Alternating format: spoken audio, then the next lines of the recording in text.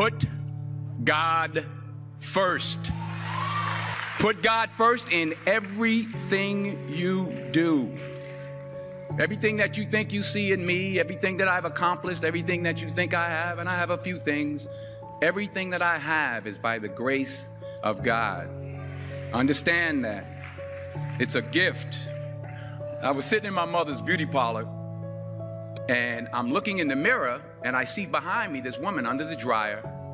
And every time she looked up, every time I looked up, she was looking at me, just looking me in the eye. And I didn't know who she was, and I said, she said, somebody give me a pen, give me a pencil. I have a prophecy. March 27, 1975. She said, boy, you are going to travel the world and speak to millions of people. Now, mind you, I was flunked out of college. I'm thinking about joining the army. I didn't know what I was going to do, and she's telling me I'm going to travel the world and speak to millions of people. Well, I have traveled the world, and I have spoke to millions of people. But that's not the most important thing, the success that I had. The most important thing is that what she taught me and what she told me that day has stayed with me since. I've been protected. I've been directed. I've been corrected. I've kept God in my life, and it's kept me humble. I didn't always stick with him, but he always stuck with me. So stick with him in everything you do. If you think you want to do what you think I've done, then do what I've done and stick with God. Number 2, fail big. That's right. Fail big.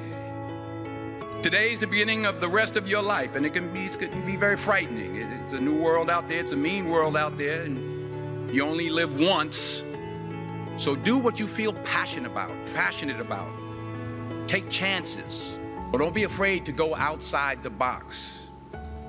Don't be afraid to think outside the box. Don't be afraid to fail big, to dream big.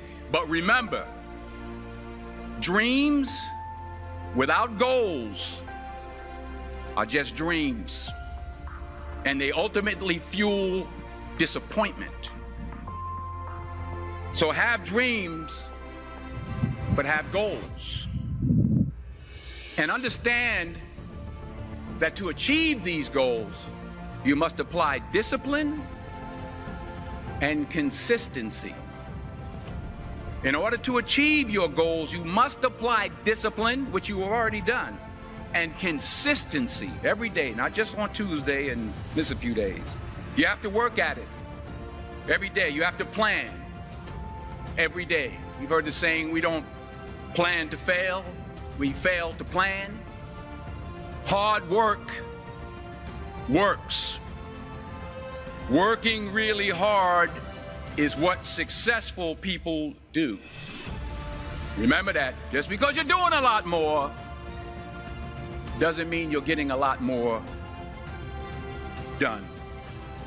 Don't confuse movement with progress. My mother told me, she said, yeah, because you can run in place all the time and never get anywhere. So continue to strive, continue to have goals, continue to progress. You'll never see a U-Haul behind a hearse. I'll say it again. You'll never see a U-Haul behind a hearse. I don't care how much money you make, you can't take it with you. And it's not how much you have. It's what you do with what you have. We all have different talents. Some of you will be doctors, some lawyers, some scientists, some educators, some nurses. The most selfish thing you can do in this world is help someone else.